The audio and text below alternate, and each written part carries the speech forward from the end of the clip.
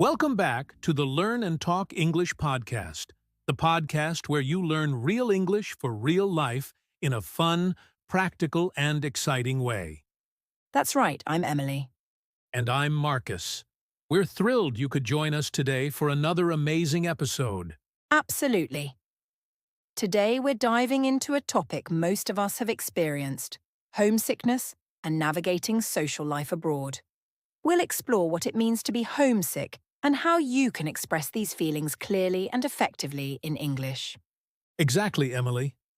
During today's episode, you'll learn essential vocabulary like homesick, adjustment, comforts of home, nostalgic, and informal expressions like bummed out. We'll also cover great everyday phrases you can use in social situations, such as, "How's life treating you? Let's catch up soon. Could you give me a hand?" And many more. Stick around till the end, because our wonderful storyteller Maria has prepared two captivating and detailed stories for us today. First, Maria will take us on an emotional and immersive journey through the experience of homesickness. After Maria's story, Marcus and I will dive deeper into all the useful phrases, vocabulary, and contexts, ensuring you can confidently use them in your daily conversations. Then, Maria will return with another inspiring and extended story about navigating social life abroad, filled with relatable experiences, valuable lessons, and expressions you'll use daily. Once again, we'll analyze the story, break down the key phrases, and show you exactly how and when to use them. So, grab your notebook, make yourself comfortable, and let's dive into today's enriching and fun-filled episode. Now, let's welcome Maria, who will tell us her first deeply emotional story about homesickness.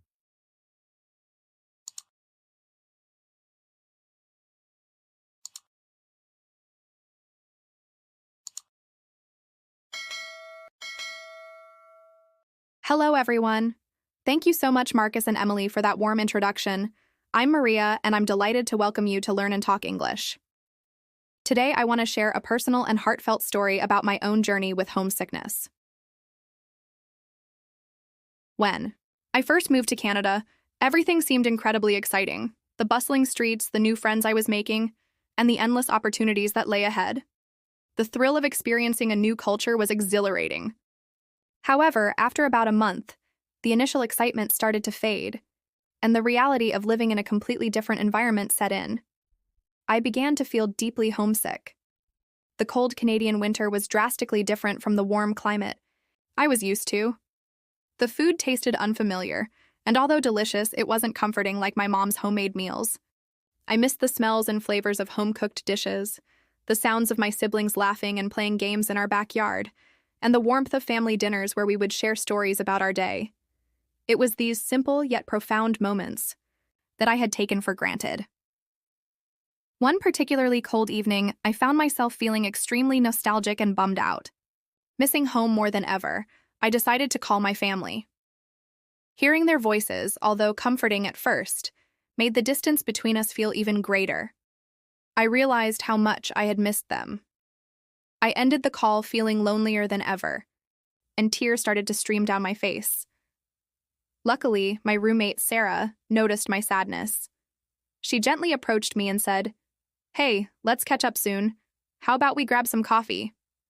Her kindness instantly lifted my spirits. We headed out to a cozy cafe, and there, Sarah opened up about her own struggles when she first moved abroad. She shared how she had felt the same sense of loneliness and longing for home, reassuring me that it was a normal part of adjusting to life in a new country. Our conversation made me feel connected and understood. It helped me see that I wasn't alone in my feelings, and it inspired me to give my new life a real chance. Gradually, I started embracing my new surroundings.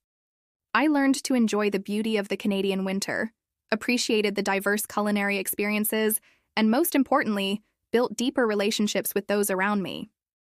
Throughout all this, I never forgot my roots and continued cherishing the beautiful memories from home which had shaped who I am today.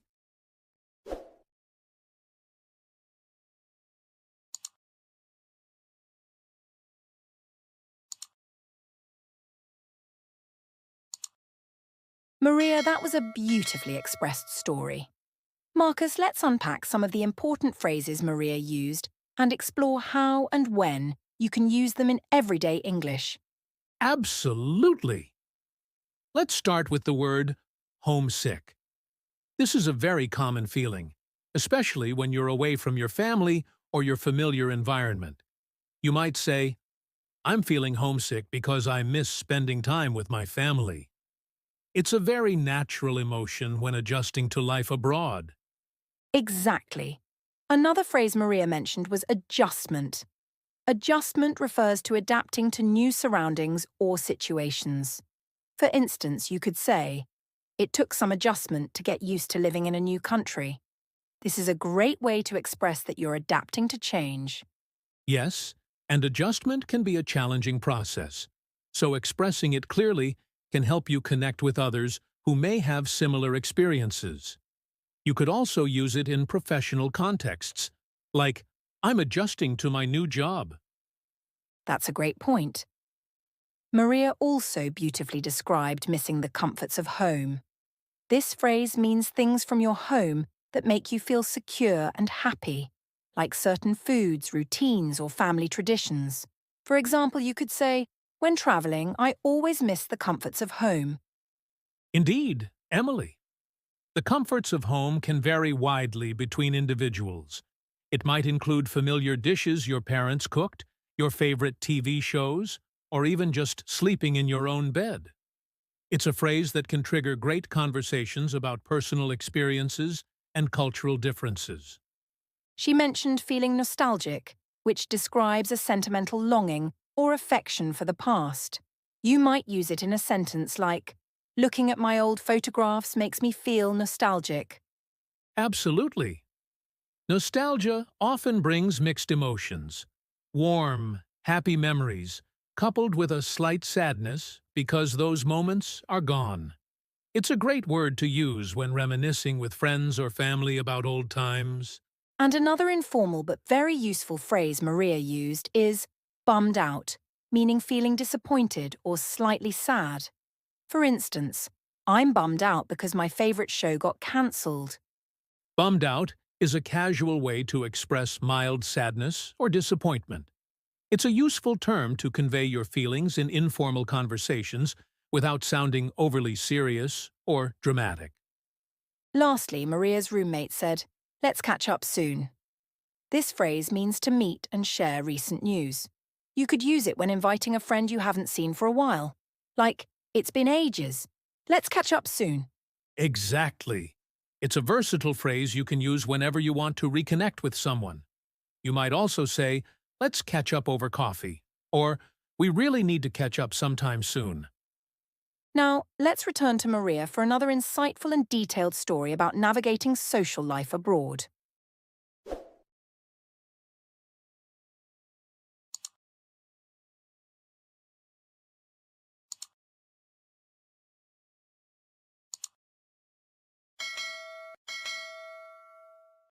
Thank you, Marcus and Emily. Navigating social life abroad was another enriching yet challenging part of my journey. When I moved to Canada, I knew I had to build a new social circle, but I didn't realize how complex it would be. Initially, I attended various social events to meet people. At first, I felt awkward and shy, especially when conversations moved rapidly in English, filled with slang and references I didn't understand. One evening during a gathering, someone asked me, "What's your story?" I was caught off guard and struggled to articulate my background in a way that felt engaging. Thankfully, a friendly girl named Jenna noticed my discomfort and stepped in, smoothly guiding the conversation. Later, she explained that "what's your story" is simply a casual way to ask about someone's background or experiences. From that moment, Jenna became a guiding force in my social life, introducing me to new people and activities. Another memorable moment was when I was invited to a potluck. Unsure what this meant, I felt nervous. Jenna explained that a potluck is a social gathering where everyone brings a dish to share. I decided to bring a traditional dish from my country, and it turned out to be a fantastic conversation starter. People were genuinely interested in my background, culture, and cuisine. Gradually, I learned to break the ice in social situations by sharing something personal or asking open-ended questions. For example, saying, "Tell me about yourself," or "How did you end up here?" helped me build connections. Another phrase I found helpful was, "Could you give me a hand?" It's a friendly, informal way to ask for help, which always prompted kind responses. I also picked up other helpful expressions like, "What brings you here?" or "Have you been here long?" These simple questions often led to engaging conversations. Additionally, understanding cultural idioms such as small talk, meaning casual, informal conversation about everyday topics, helped me to connect better with others. I also learned the importance of phrases like, "I'll take a rain check," meaning politely declining an invitation but expressing interest in doing it later. This was especially useful when I needed time to recharge socially. Over time, I gained confidence in using these expressions and navigating different social settings. I learned that building a social life abroad is not about being perfect, but about being open, curious, and willing to learn from every interaction. Each phrase and conversation was a building block in my journey towards feeling more comfortable and connected in my new home. Now, let's return to Marcus and Emily to unpack these phrases further and explore how you can confidently use them in your everyday English conversations.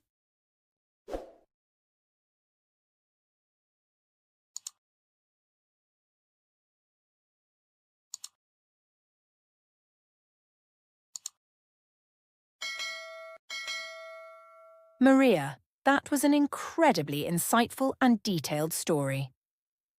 Marcus, let's dive deeper into the phrases and vocabulary Maria used to help our listeners confidently navigate social situations abroad. Absolutely, Emily. Let's start with the phrase social circle. Maria mentioned building a new social circle, which refers to the group of people you regularly interact with socially. For example, moving abroad, I had to quickly build a new social circle. Exactly. Your social circle can include friends, colleagues, neighbours, and other people you regularly see.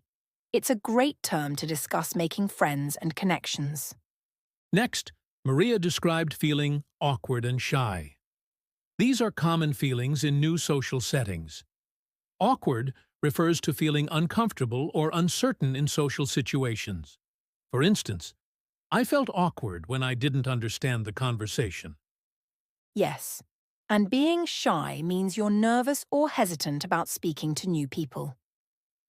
You might say, "I'm shy when meeting new people, so starting conversations is challenging." Another great phrase Maria encountered is, "What's your story?" It's a casual, friendly way to ask someone about their background, life experiences, or reasons for being in a particular place.